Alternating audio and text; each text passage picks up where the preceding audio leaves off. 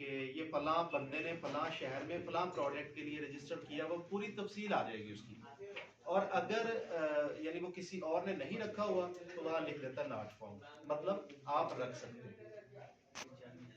ठीक है। अब यहाँ पे एक टेक्निकल गलती होती है सभी लोगों से, जो नए लोग होते हैं वो जाके नाम लिखते हैं। मिसाल के तौर पे उन्होंने नाम रखना है Shahid beauty soap for example, वो जाके लिखते हैं शाहिद ब्यूटी सोप, वो नीचे लिखा हुआ आ जाता है कि जनाब ये तो फलां बंदे के नाम पे रजिस्टर्ड है, तो आप वहाँ बैठ जाते हैं सोच में पड़ जाते हैं अब मैं क्या करूँ। तो तरीका ये है कि आप 10-15 नाम लिख के लेके जाएं जो आपको अच्छे लगते हैं, पहले डिस्कस कर लें उन नामों को। 10-15 नाम लिखे होने चाहिए। वहां पे जाके अगर एक किसी ने रखा हुआ है तो दूसरा चेक कर लें, तीसरा चेक कर लें। आप 10 के 10 नाम चेक करें और साथ में कागज पे लिखते जाएं कि ये नाम हमें मिल सकते हैं। वो बाद में फैसला किया जा सकता है कि इन नामों में से हमने अपना कौन सा नाम सिलेक्ट करना। क्लियर। जब आप नाम सिलेक्ट कर लेते हैं कि ये नाम पसंद आ गया है, तो उसके बाद आपको चाहिए एक डिजाइनर, उस नाम का आपको लोगो बना के दे। तो वो जाहिर है आप ऑनलाइन भी लोगो बनवा सकते हैं, खुद बना सकते हैं तो खुद बना लें, किसी डिजाइनर को जानते हैं तो उससे बनवा लें। अमूमन 2000 से 2500 रुपया लेते हैं लोगो बनाने वाले। आपको लोगो बना देते हैं, उसकी आपने 8 कलर कापियां निकालनी है, रंगीन कापियां। शनाख्ती कार्ड की 8 कापियां लेनी है और दोबारा फिर उसी ऑफिस में चले जाना है। उसी दिन जा सकते हैं टाइम से तो अच्छी बात है, वरना फिर जाहिर आपको एक दिन इंतजार करना पड़ेगा। वहां पे जाके आपने फिर चलान फॉर्म लेना है कि जी मैंने चलान जमा करवाना है, मैंने ये एप्लीकेशन जमा करवानी है। वो आपको 3000 रुपए का चलान एक और देते हैं, वो आप हबीब बैंक में जमा करवाते हैं, उनकी स्लिप ला के उनको दे देते हैं। वहां पे बनती है आपकी एक फाइल, उसमें आपके लोगों की कापियां लगती हैं, शनाख्ती कार्ड की कापियां लगती हैं, जो आपने रसीदें बैंक में जमा करवाई हैं वो रसीदें साथ में लगती हैं। एक एप्लीकेशन फॉर्म होता है वो आपने पुर करना होता है, उसमें आपका नाम, वालिद का नाम, शनाख्ती कार्ड नंबर, किस नाम से काम करना चाहते हैं, आपका एड्रेस क्या है वगैरह वगैरह, आपकी नेशनलिटी तो किसी और मुल्क की नहीं है, ये सारी चीज़ें फॉर्म पे लिखी होती हैं। आपने वो फाइल बना के वहीं पे जमा करवा देनी, वो आपको एक टोकन दे देंगे कि आप चले जाएं। 25 से 30 दिन में आपको एक लेटर जो है ना आपके दिए गए पते पे मौसूल हो जाए, उसको कहते हैं एक्नॉलेजमेंट पेपर। आम जुबान में जो कारोबारी है वो कहते हैं कि कच्चा कागज आ गया सफर। कच्चे कागज का मतलब ये है कि उसके ऊपर ट्रेडमार्क नंबर लिखा होता है कि फलां बंदा फलां नाम फलां वलीयत इस नाम से ये काम कर रहा है, ये उसका ट्रेडमार्क नंबर है, साथ में लोगो भी बना होता है। ठीक है। वो पेपर जब आपके पास आ जाता है तो अब आप कानूनी तौर पे इस नाम को बेचना शुरू कर सकते हैं। लेकिन इसके कुछ मरहले आगे और भी। 3 महीने के अंदर इन तीनों ऑफिस का डाटा एक मरतबा इकट्ठा होता है। जब इकट्ठा होता है तो वहां पे देखा जाता है कि क्या ये नाम जिस बंदे ने रखा है ये किसी और ब्रांड की कॉपी तो नहीं। मिसाल के तौर पे किसी ने कोका कोला लिखा है तो COCA कोका है, तो किसी ने KOKA कोका तो नहीं रख लिया, यानी बोलने में बिल्कुल वैसा ही है लेकिन स्पेलिंग सेम है। ये लोगो जो इन्होंने बनाया है ये किसी और लोगों के साथ मैच तो नहीं कर रहा, किसी की कॉपी तो नहीं है। तो इस तरह की चीजें वो चेक करते हैं। आपके शनाख्ती कार्ड अगर इंग्लिश में लिखा हुआ है तो वहां पे एक सवाल पैदा हो सकता है कि क्या आप दूसरे मुल्क के शहरी तो नहीं है, डुअल नेशनैलिटी तो नहीं है। तो इस तरह का कोई ना कोई एतराज उन्होंने लगाना होता है। वो आपकी एप्लीकेशन में कोई ना कोई गलती ढूंढने की कोशिश करते हैं, अगर ना मिले तो सिस्टम में किसी के साथ मिलता जुलता नाम जो है ना वो देखते हैं। जैसे किसी ने रखा हुआ है शेर मार्का, किसी ने रख लिया असली शेर मार्का, तो शेयर तो आ गया ना। वो कहते हैं कि जनाब आप हमें डिफाइन करें कि आप कैसे जस्टिफाई करते हैं इसको कि ये नाम आप रख सकते हैं, जबकि शेयर मार्का चल रहा है, आप असली शेयर मार्का रखना चाहते हैं तो उसको एतराज हो सकता है। तो इस तरह का कोई ना कोई एतराज आता है, वो एतराज जो है वो आपने दूर करना होता है। यानी फिर एक छोटी सी फीस जमा करवा के वहाँ पे एक एप्लीकेशन जमा करवानी होती है कि जनाब हमारा इससे कोई लेना देना नहीं, कोई वास्ता नहीं, हम फलां प्रोडक्ट में काम करें, ये फलां प्रोडक्ट में काम करें, जो भी आपकी जस्टिफिकेशन बनती है वो आपने वहाँ पे जमा करना। ये तो हो सकता है ना वो नाम आने बाद ये जो एतराज होता है ना ये बहुत माइनर सा होता है, ये हो जाता है। अगर आपने ये डिटो कॉपी नहीं कर ली, जेरोक्स नहीं कर लिया तो ये चल जाता है। बहुत से नाम हमने ऐसे देखे हैं कि जैसे शेर की जगह असली शेर कर दिया तो उन्होंने प्रूव कर दिया, वो यानी लिखने का स्टाइल चेंज कर दिया, लोगो चेंज कर दिया, वो कुछ ना कुछ छोटी मोटी तब्दीली मांग लेती है, लेकिन ये हो जाता है। अगर प्रोडक्ट चेंज हो, नाम एक हो, हाँ। लाइक किसी ने सर्फ का नाम रखा हुआ है गुल और मैं साबुन का नाम रखूं गुल, नहीं तो ऐसा उसमें नहीं कोई होता। ये एक कैटेगरी होती है, ये जो साबुन की कैटेगरी है इसको कहते हैं कैटेगरी 3। इसके अंदर 15 प्रोडक्ट आते हैं जिसमें नहाने वाला साबुन, बर्तन वाला साबुन, कपड़े वाला साबुन, वॉशिंग पाउडर, नील, hand wash, dish wash, phenyl, toilet cleaner वगैरह। ये सारे नाम एक ही कैटेगरी में आते हैं। जिसने एक रख लिया वो सबके लिए अप्लाई होगी। सही। ठीक है। अच्छा, वो ना इतराज जरूर आता है, वो सिर्फ ना एक्चुअली मैं जो समझा हूँ इनके सिस्टम को, वो चेक करते हैं कि ये जिस एड्रेस पे ये हमें नोट करवा के गए हैं कि फला बंदा काम कर रहा है, वहाँ पे ये एग्जिस्ट भी करते हैं या नहीं करते हैं। डाक वहाँ पे जाती है, जब वहाँ से पेपर मिल जाता है तो जवाब जमा हो जाता है, तो अब उनको ये तो कंफर्म हो गया कि बंदा मौजूद है, जगह भी मौजूद है, काम भी कर रहा है बंदा या करना चाहता है, लिहाजा इसको अगले प्रोसेस में डालते हैं। अच्छा, यहाँ पे अगर आप सेटिस्फाई नहीं कर सकते, जैसा आपने कहा कि वो ना माने, तो फिर ऐसा होता है कि इस इदारे का ना अपना एक सिविल जज है, वो दोनों पार्टियों को तलब कर देता है। कोई वकील नहीं करना पड़ता, कोई कुछ नहीं, एक इधर बैठता है, एक इधर, और दरमियान में जज बैठ के दोनों की बातें सुन लेता है।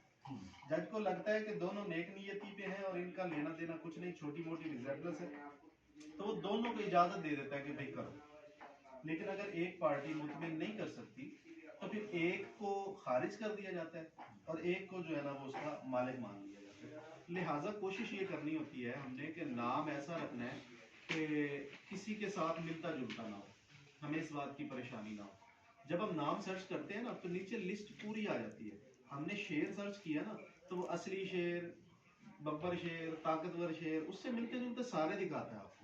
ये नहीं है कि आपको पता नहीं लगता, सिस्टम में सारा पता लग जाता है कि ये ऑलरेडी किसी ने रखा हुआ है, हम कितनी तब्दीली कर रहे हैं, कितनी तब्दीली हमें करनी चाहिए।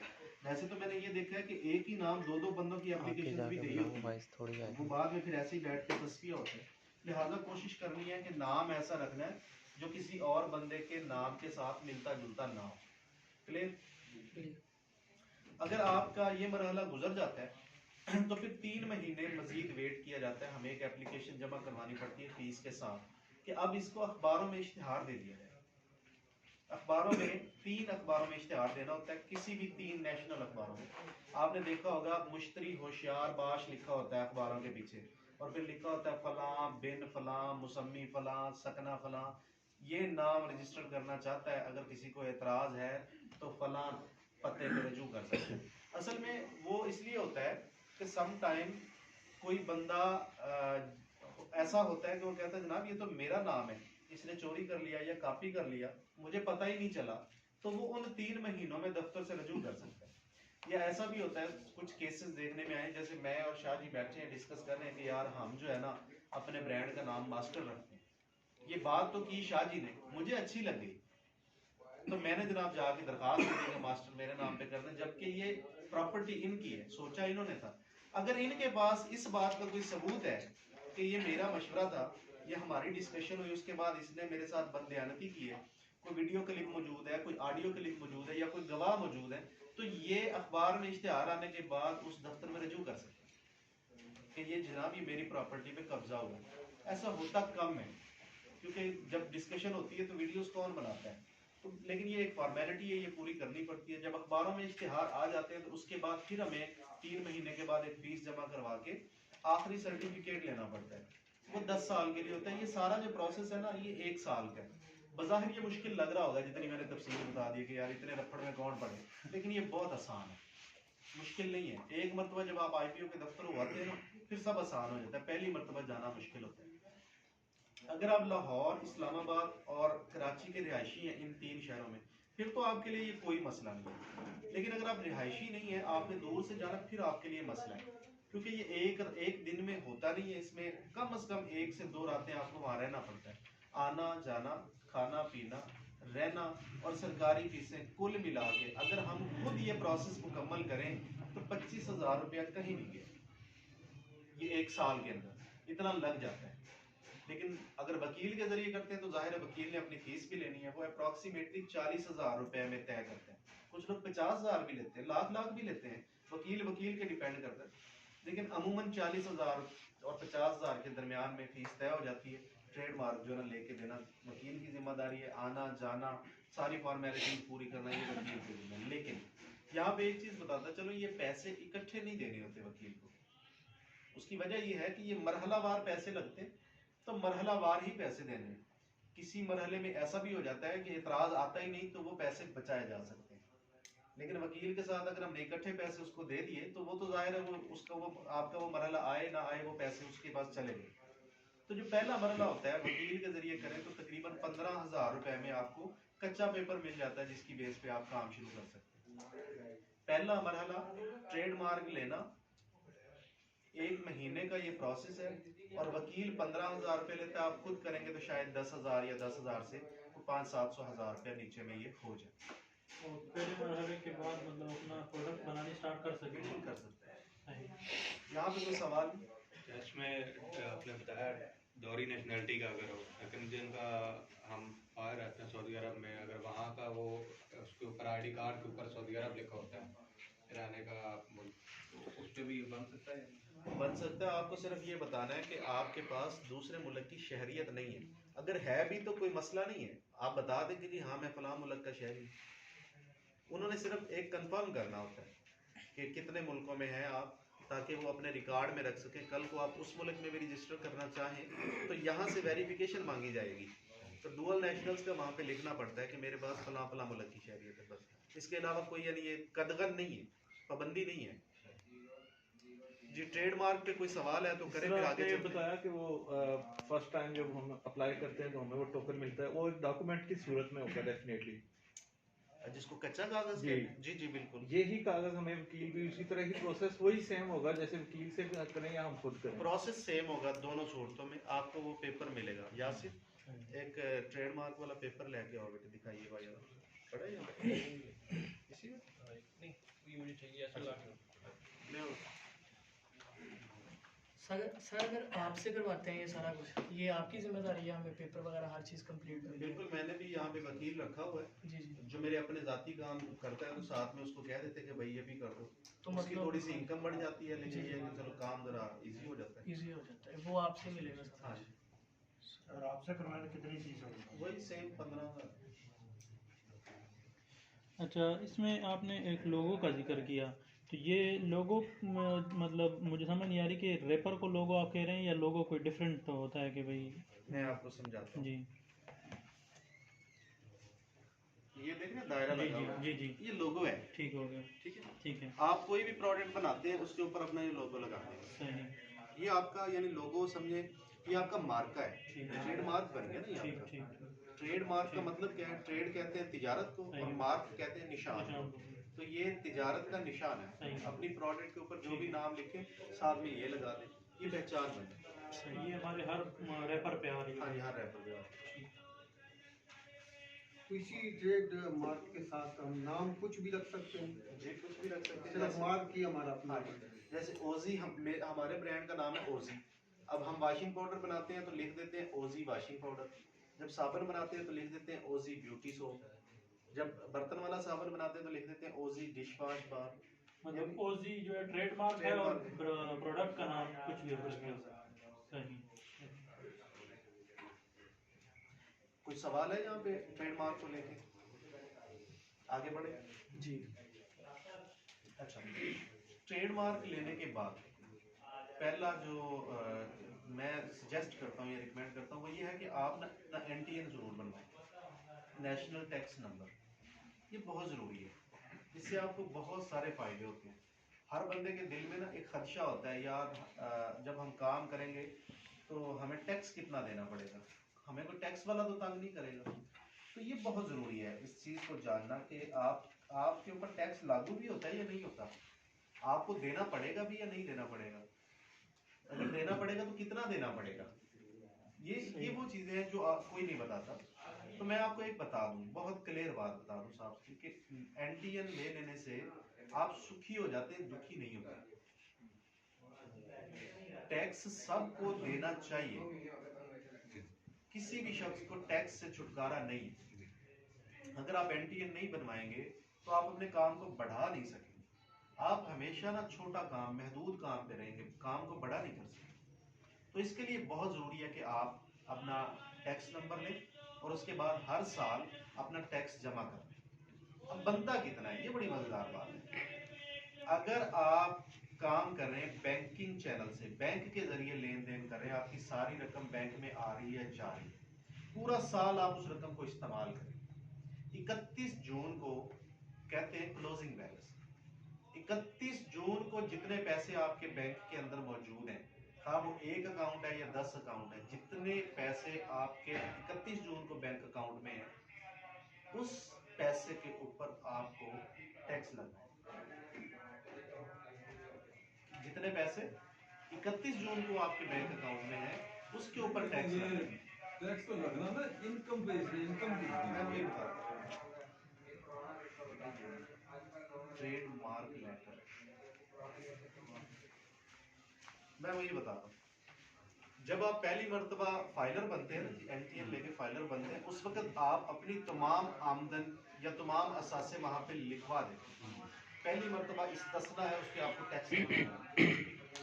अगले साल जब आप टैक्स गोशवारे अपने जमा करवाते हैं, तो उसमें कितना इजाफा हुआ वो 31 जून को पता लगेगा। 31 जून को जो पैसे आपके अकाउंट में है, वो आपकी इनकम शुमार होगी कि ये आपकी आमदनी है। बेशक आपने किसी से उधार लेके, थोड़ा सा फर्क है, लेकिन ये डिटेल ऐसी है इन लोगों की शायद काम की ना हो। अब इनको मैं आसान अल्फाज में समझाता हूँ, वो बड़ी ये नहीं, वो टेक्निकल। मैं सिर्फ ये समझाना चाह रहा हूँ कि आपके अकाउंट में जितने 31 जून को पैसे, उन पे टैक्स लगना है, और अगर वो 12 लाख रुपए से नीचे हैं तो फिर उस पे टैक्स नहीं लगना। छोटे कारोबारियों को ये बड़ी सहूलत है कि 12 लाख रुपए से कम पैसे पड़े हैं तो आप पे टैक्स नहीं लगेगा। 12 लाख से ज्यादा है तो बहुत मामूली सा लगेगा, स्लैब बन गए अब ना। 12 लाख से 24 लाख, 24 लाख से 48 लाख, 48 लाख से 96 लाख, ये स्लैब बन गए। पहले ऐसा होता था जितने पड़े उन सब पे लग जाते, लेकिन अब आपकी कैटेगरी छोटे कारोबारी शुमार होते हैं। अगर आपके पास 12 लाख या 12 लाख से कम पैसे पड़े हुए हैं, तो लिहाजा डरने की कोई बात नहीं। अगर हम 1 लाख से 10 लाख रुपए के दरमियान में अपना बिजनेस स्टार्ट करें, तो वो कैपिटल तो हमारा ऑलरेडी शो हो चुका है, उस पर तो हमारा टैक्स लग रहा ही नहीं। उसके बाद जो पैसे आपके बढ़ रहे हैं, उन पैसों में आप पे टैक्स लगना है, और 12 लाख तक वो भी नहीं लगना। ये जो बिजनेस है, इसमें ज्यादा जो लेन देन होता है वो कैश पे होता है, बैंकों के जरिए कम होता है या ना होने के बराबर होता है। तो मेरा नहीं ख्याल कि कोई इसमें ऐसी परेशानी वाली बात है कि जो कल को आपको टीज कर सकती है, परेशान कर सकती है कि जनाब हमने ये कर दिया या वो कर दिया, या हमारे साथ ये हो गया। ये बहुत आसान प्रोसेस है। किस्सा मुख्तसर ये कि आपने फाइलर बनना है। अगर आपने काम को बढ़ाना है, आपने तरक्की करनी है, तो फिर फाइलर बनना पड़ेगा। अदरवाइज आप एक महदूद पैमाने तक ही बिजनेस कर सकेंगे, उससे आगे नहीं बढ़ सकेंगे। ट्रेडमार्क लिया, एनटीएन बनवा के फाइलर हो गए, काम शुरू किया जा सकता है। ये एक ट्रेडमार्क की वो कच्चा कागज है। आप सभी दोस्त इसको जो है ना एक नज़र देख लें, ताकि आपको पता हो कि कैसा होता है। यासीन तो वो देखो ब्रेकअप पर पूरा पर्दे हटा नहीं।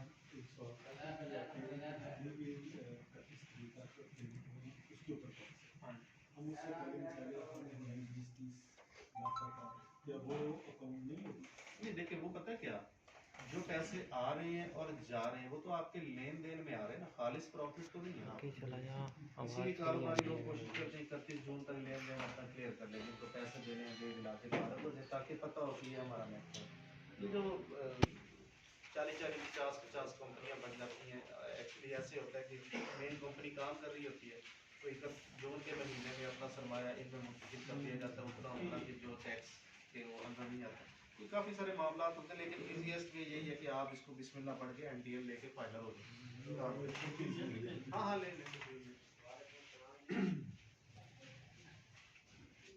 अच्छा, इसमें फाइलर के हवाले से एक ये चीज़ आ रही है कि एक तो इंडिविजुअल है ना, और एक चूंकि हम कंपनी कर रहे हैं, तो एनटीएन सेम होगा या बिजनेस के लिए कोई कंपनी के लिए डिफरेंट होता है?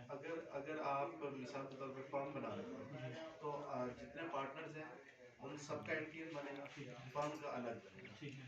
आपने अपने गोशवारे भी जमा करवाने हैं और उस फर्म का गोशवारा भी जमा करवाना है। और अगर आप इंडिविजुअल हैं तो बस इंडिविजुअल के करवाने हैं। अगर आपकी कंपनी है तो आपने कंपनी के भी करवाने हैं और इंडिविजुअल्स के भी करवाने हैं। मतलब इंडिविजुअल वो एनटीएन वही चलेगा जो इंडिविजुअल का है। हाँ। हेलो, मैं शाहिद बोल रहा हूँ। ਸ਼ਾਇਦ वगैरह वा कि और ਇਹ ਫ੍ਰੀ ਹੁੰਦਾ ਹੈ, ਇਹਦੀ ਕੋਈ ਫੀਸ ਨਹੀਂ ਹੈ। ਤੁਸੀਂ ਖੁਦ FBR ਦੇ ਦਫ਼ਤਰ ਚਲੇ ਜਾਓ, 1 ਘੰਟੇ 2 ਘੰਟੇ ਤੱਕ ਤੁਹਾਨੂੰ ਲੈਟਰ ਮਿਲ ਜਾਂਦਾ ਹੈ। ਅਗਰ ਆਨਲਾਈਨ ਅਪਲਾਈ ਕਰੋ ਤੇ ਆਨਲਾਈਨ ਵੀ ਹੋ ਜਾਂਦਾ ਹੈ। ਵਕੀਲ ਕੋਲੋਂ ਕਰਵਾਓਗੇ ਤੇ ਉਹ 1000-2000 ਰੁਪਏ ਲੈ ਲੈਂਦਾ ਸਾਰਾ।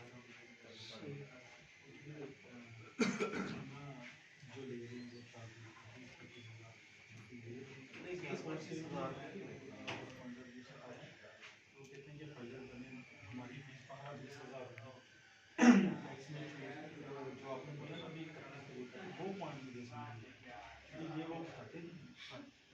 ऐसा कुछ भी नहीं है। 15-20 हज़ार रुपया कुछ भी नहीं होता। मैं जो अपने गोशवारे जमा करवाता हूँ, मेरा जो वकील है वो 2500 रुपया लेता है गोशवारे जमा करवाता है। ये 15-20 हज़ार वाली बात तो गलत है। बाद में 2 से 3 हज़ार देते हैं। इससे ज़्यादा नहीं। हाँ, अंदर जानने वाला हो या बहुत ज़्यादा काम बहुत वगैरह और रोजाना के काम करते हैं। अब तो एप्लीकेशन भी आ गई है ना, ऑनलाइन बंद करते हैं। एप्लीकेशन है, वो 2500 रुपया फीस लेते हैं।